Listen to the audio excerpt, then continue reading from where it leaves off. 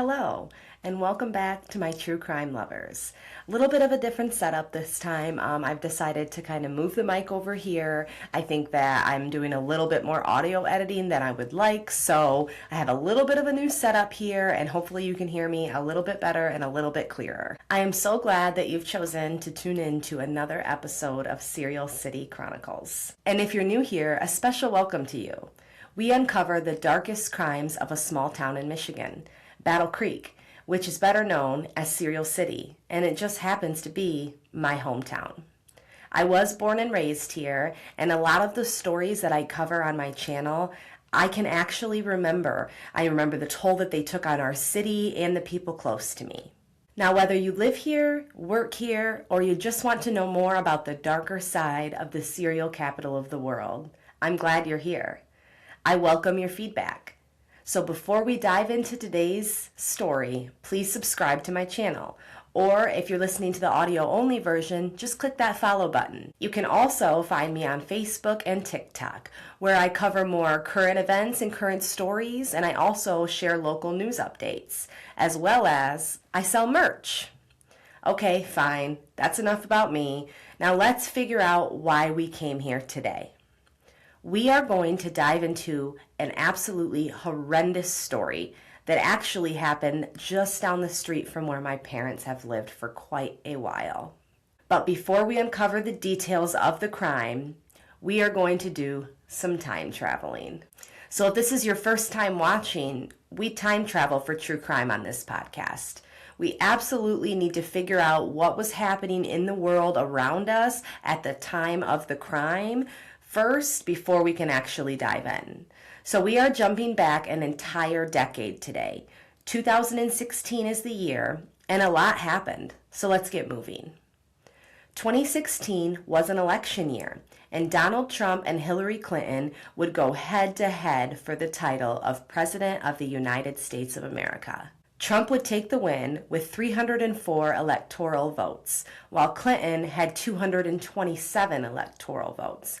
A reminder that 270 electoral votes are needed to win. Also that year, a state of emergency would be declared in Flint, Michigan. This was due to the water crisis.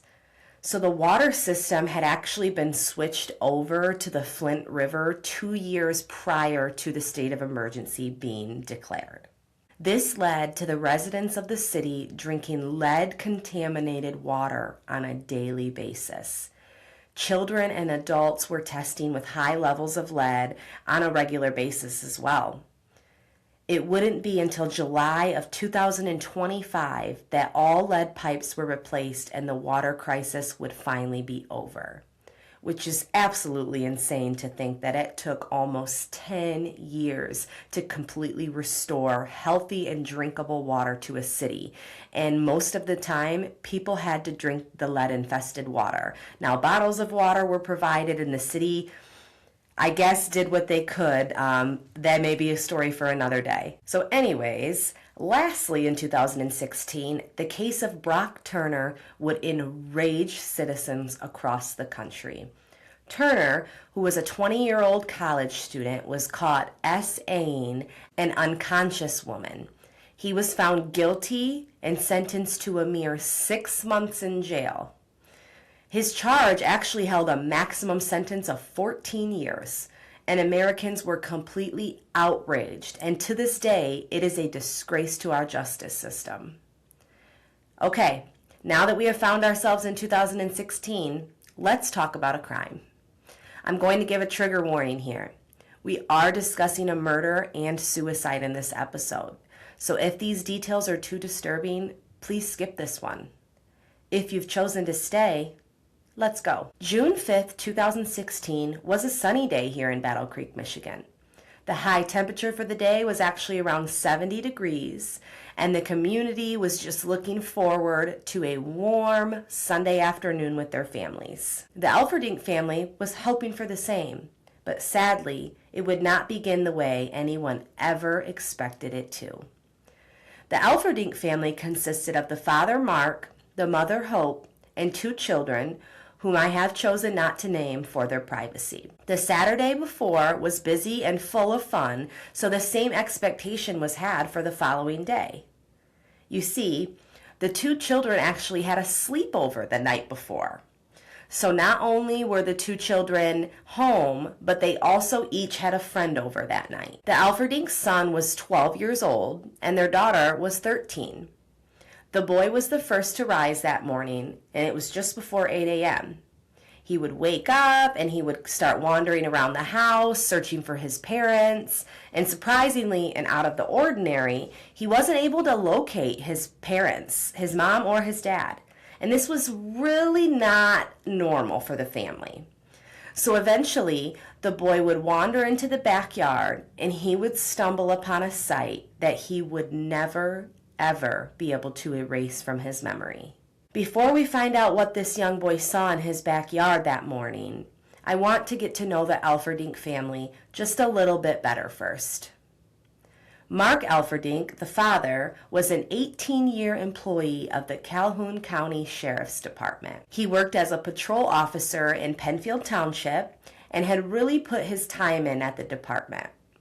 Before he became a part of the police force, he was actually working at the jail as a corrections officer. If you aren't familiar with Battle Creek, we have the Battle Creek Police Department as well as the Calhoun County Sheriff's Department. Now, they each service different parts of our city, so 2 full police departments in a pretty small town, actually. Mark Elferdink had never been in any trouble and was considered a pretty good employee by his peers and his supervisors. Mark also had an older son whom at this time was serving overseas in the Marines. Now, Mark's wife, Hope, was not the mother of his eldest son, only the 2 younger children who lived in the home. And that leads us right on over to the beautiful wife, which was Hope Elferdink. She was born in 1977 to her parents, Dr. Pedro Cevedal and Dorothea Cevedal. Her father is a retired physician from Coldwater, Michigan. And Coldwater is about 40 miles from Battle Creek. So Hope grew up in Coldwater and she graduated from high school there in 1995. She would then go on to attend nursing school, but this was years after her graduation from high school. She would graduate from Kellogg Community College with her degree in nursing. Now, KCC is the local college here in Battle Creek. It wasn't clear when she met Mark or when they got married, but as I stated, they did have 2 children, age 12 and age 13, so we do know that they had been together for quite some time. Hope Elferdink was working as a nurse at the Calhoun County Medical Care Facility here in town at this time in 2016. She was loved by many, and people loved her happy and outgoing personality. Hope enjoyed being outdoors. She loved going out on the boat in the summertime, and she was always the first to volunteer to host any type of family event. She was completely family driven, and this was very clear. Her greatest love and her greatest accomplishment in life were her 2 children. She loved being a mom, and I saw this over and over again in my research. Now, there wasn't much information released about the children at this time, and I have chosen not to disclose their names, and I will respect their privacy in regards to personal details of their lives. I will say that they did attend Penfield schools here in Battle Creek. The Elferdink family lived on McAllister Road at this time, and I found that they had lived here since 2013. A beautiful home that will sadly be stained forever by the events that took place on June 5th, 2016. So finally, let's find out what happened that fateful day in June. As we discussed before, the Elferdink's 12-year-old son would wake up just before 8 a.m. that Sunday morning, and he was searching for his parents. So once he walked into the backyard, he would actually find both of his parents. And terribly, they were both already gone, and there was blood all over from gunshot wounds.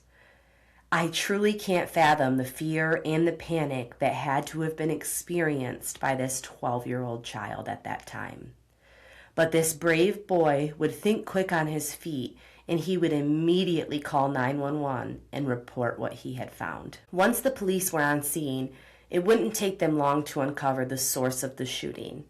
A .40 caliber handgun was found on the lawn. 4 spent shell casing and 1 live round was also found on the ground. Hope Elferdink had tragically been shot 3 times, and Mark Elferdink had been shot once. The what-ifs and the scenarios obviously started to swirl around. What in the world happened here? And it would not take long for the police to uncover exactly what happened in that backyard. You see, this wasn't a random shooting or a break-in or anything of that sort. It was much, much worse than that. The police uncovered that their co-worker, Mark Elferdink, shot his wife, and then he turned the gun on himself. All while his 2 children and their friends, because remember, the kids were having a sleepover that night, slept inside. Mark claimed the lives of both himself and his wife, with his children just mere feet away from him. A reality that is honestly hard to wrap your mind around. Mark was a police officer. Hope was a loving mother who gave back to her community by working in nursing. How does a murder-suicide like this ever occur? So now, we have to go back a little bit and find out what could have led to this outcome. It was uncovered during the investigation into the couple that Hope Elferdink had filed for divorce on May 13th, 2016. A month before her life was taken, she made the step to remove herself from this marriage. It was noted they were all still living in the home, despite the divorce being initiated.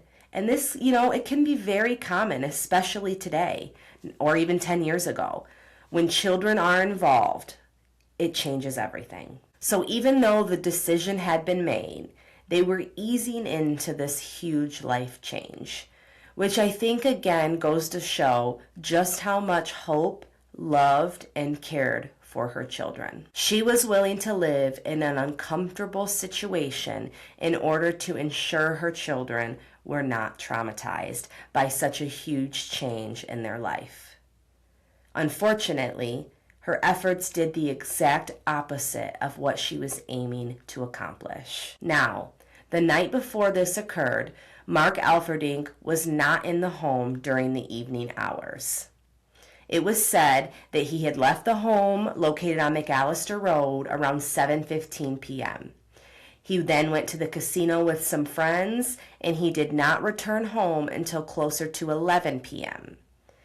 It isn't clear what happened between the hours of 11 p.m. and 1 a.m. I mean, none of us were in that house to see what exactly occurred, and sadly, the 2 people who know what occurred at that time are no longer with us. But the investigators believe that the shooting occurred around 1 a.m. This time frame came from both the time of death prediction and also multiple neighbors reporting that they had heard loud bangs that sounded like firecrackers around the time of 1 a.m. So by the time that this young boy found his parents, they had passed almost 7 hours before his discovery. It's just terribly sad to think that while these children slept peacefully inside, a literal horror movie was happening just outside their bedroom window. Now, due to the circumstances of this crime, there wasn't a need for a trial. There was no need to charge anyone with a crime. Hope Elferdink was murdered, but her husband and killer could not face what he had done. So, instead of calling the police, he claimed his own life instead, leading to a completely broken home and life for his 2 young children and his oldest son that I mentioned was from a previous relationship. I want to make it clear again that Hope Elferdink was not the mother of his oldest son, but it doesn't change the fact that he lost his father. Now I'd like to share a few quotes from the sheriff's office made by Sheriff Saxton after the investigation uncovered what happened in that backyard. Quote, "To me, they seemed like the all-American family, a husband and wife and 2 kids. I didn't know about any problems until I heard that they were getting a divorce." Another quote, "We are trying to make sense of a senseless act," Saxton said. "It is just hard and we will never have the answers. We as an agency are examining the tragedy in hopes of finding some type of closure and to see if we missed any indicators. But there is nothing that would have made us think that this might occur." Another quote, "As the sheriff, my heart aches for the surviving family and mostly for the 2 young kids who are left with no parents." Unquote. That last quote really just stings. 2 young children left with no parents. No one deserves to grow up without their parents. And even worse, these kids were old enough to understand the circumstances of this and the reality of what happened, the crime that occurred by their own father. Let's find out what happened in the aftermath of this tragedy. The 2 young children went on to live with family members. These family members helped to raise them and give them the life that they deserved. A GoFundMe page would also be created for the children. $10,776 was raised to help with therapy and other expenses that we know these children were going to need. I was actually still able to access the GoFundMe page even 10 years later, which is how I know exactly how much money was raised. A community event was also held at the warehouse here in town, and dozens of people came out to support the Elferdink children and make sure that they had what they needed. The warehouse was actually a performance venue located on Columbia Avenue here in Battle Creek. Today, it is home to the restaurant Lucky Rooster for some reference for the locals. I have researched the children to see their lives today and how they are doing. I am happy to see that life did go on for these sweet babies, even after the most unimaginable tragedy. We can never fully understand the underlying pain and trauma that they still battle today and probably will for the rest of their lives. Another reason we should respect their privacy and healing. It has been almost 10 years since this horrible and senseless crime took place. I remember this one well, as I was already a college graduate and well into my adult years at this point. It happened very close to my parents' home, as I mentioned, and I will never forget the strain this had on our city and on our sheriff's department. My heart goes out to all who love the Elferdink family. I wish the outcome would have been different, especially for the children's sake. If I have anything at all to say, it would be that divorce is okay. It's okay for your children to grow up in 2 homes. It's okay for your life to not turn out the way you wanted, yet you still make the best of the hand that you have been dealt. No one has to die. No one's life has to be cut short. If you have children, put them above all else. They're all that matters, and I say that wholeheartedly as a parent myself. Hope Elferdink made the decision to put her children above all else, and sadly, it still ended in tragedy. I wish Mark Elferdink would have had to live with the horrible decision that he made that June night in 2016. Instead, in my opinion, he took the easy way out. I will continue to pray for healing for all 3 children who lost their parent that day. Wow, what a sad case for me to deliver to you all. Even when I remember these crimes, what I think so vividly, I actually learn a lot more by diving in based on my research. It's almost as if I'm hearing about them for the first time all over again. And I know we need a palate cleanser after this one, as we do all of the stories that I share with you. If you haven't listened to Cereal City Chronicles before, I always end all my episodes with positivity. I feel I owe my listeners this after bringing your mind into such darkness. As always, I shout out a local small business right here in Battle Creek, Michigan. So let's find out about the perfect addition to any party, social gathering, or community event. Charmed Jewels is a permanent jewelry company owned by a friend of mine, Nicole. Permanent jewelry is just as it sounds. Rings, bracelets, anklets, and necklaces that once they are put on, they stay on permanently.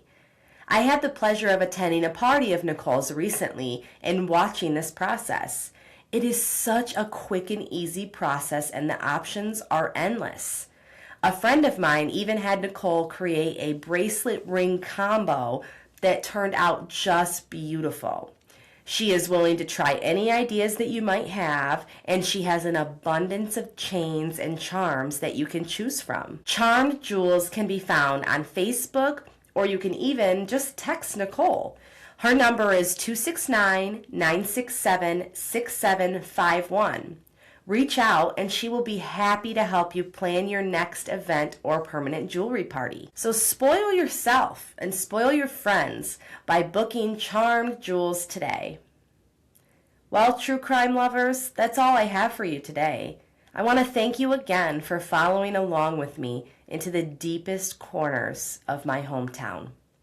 Please don't forget to subscribe to my channel and also follow along with me on social media. I will see you all again in just 2 short weeks for more true crime in the creek.